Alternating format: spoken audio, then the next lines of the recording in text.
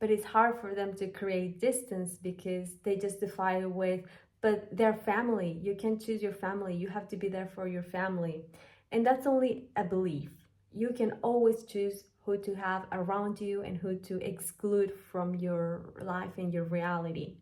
Hello, my name is Selenit and I'm an inner truth teacher and coach. Today I'm going to talk about how to judge without being judgmental. This is an essential skill to have if you want to live responsibly, sensibly, and powerfully. We all need relationships in our lives. In fact, we cannot not have them because our lives are made up of them.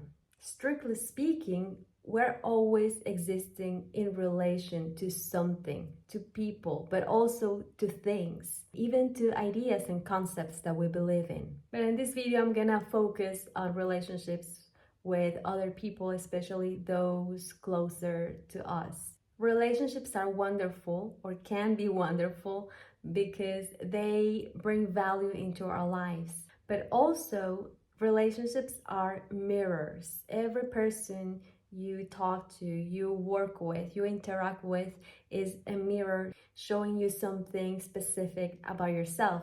And every person is a different kind of mirror. Different people are gonna reflect to you different things. And sometimes those things, those reflections, look very good and very pleasant. Some other times, not so much. But the work here is to recognize, what is this reflection telling me? So you can see this reflection as feedback to help you improve your life. Having said that, there is a principle that I follow in my life, and this principle is that I'm 100% responsible for my life. First, because it's true. Second, because it's a perspective that is very empowering when you embrace it. I'm not saying it's easy to every single time live up to it, but that's why it's a principle. Because this principle reminds me that my life is my own and that no one is responsible for making me happy. And at the same time, I'm not responsible for making anyone happy or pleasing anyone. So this helps you live life very authentically.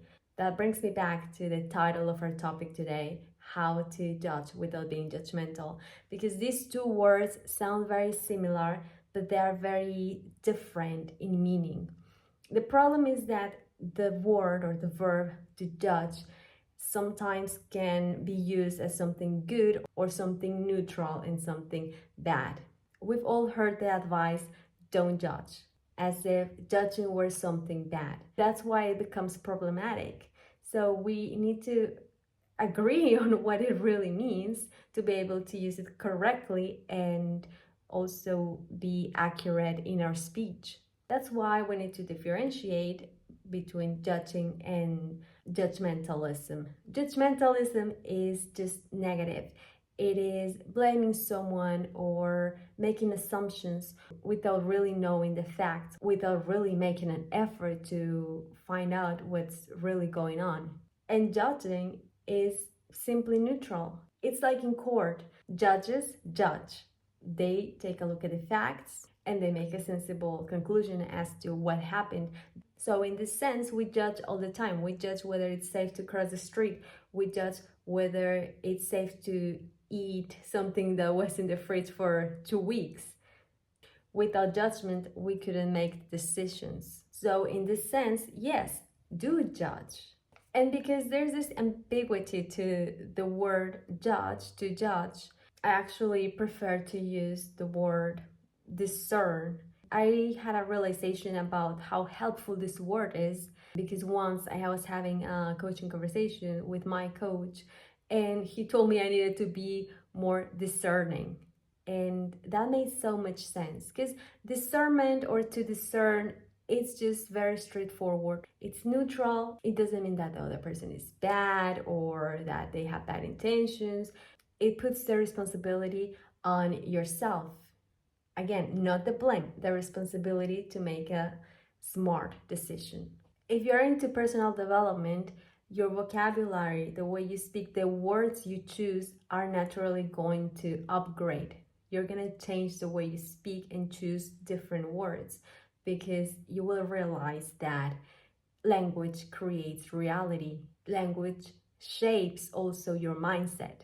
An example would be if you're being discerning, you can say that someone didn't tell the truth. They said something that was not true. Now, if you're being judgmental, you would say that that person is a terrible person or that they just want to harm you. And you know that you're falling into judgmentalism when you start calling the other person names.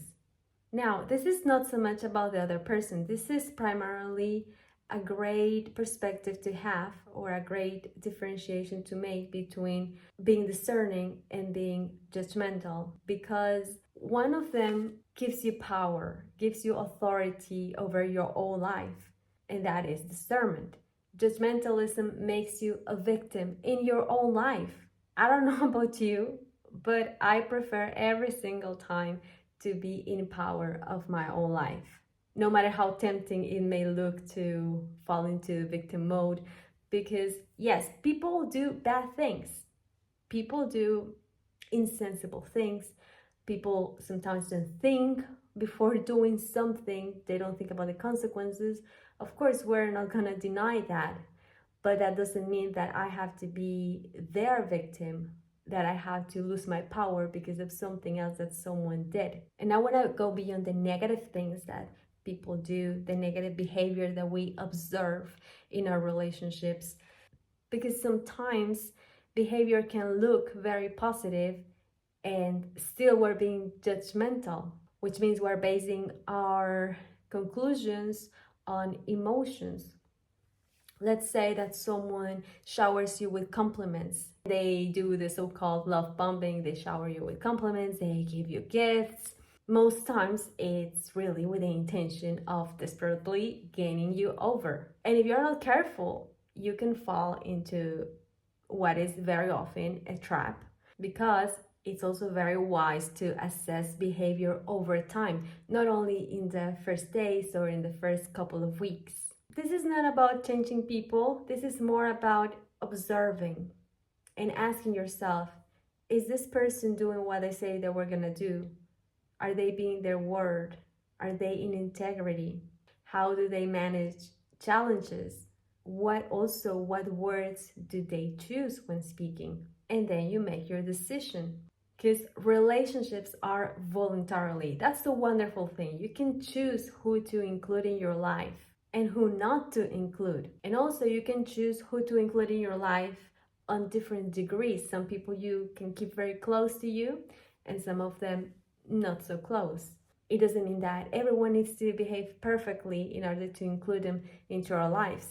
But distance, assessing what distance we need to keep between certain people and us, is also very important. In coaching, I often talk to people who have toxic relationships in their families, but it's hard for them to create distance because they justify it with, but their family, you can't choose your family, you have to be there for your family.